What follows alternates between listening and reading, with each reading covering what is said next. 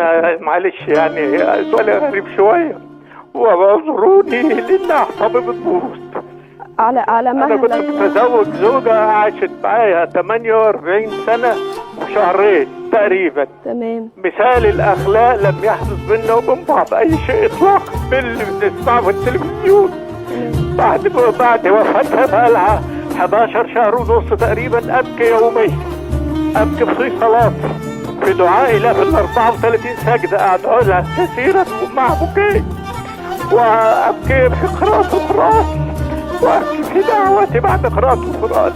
سؤالي، هل بكائي هذا يؤثر عليها؟ هذه نمرة واحد. نمرة اثنين، هل بكائي اثناء الصلاة يؤثر على صحة الصلاة؟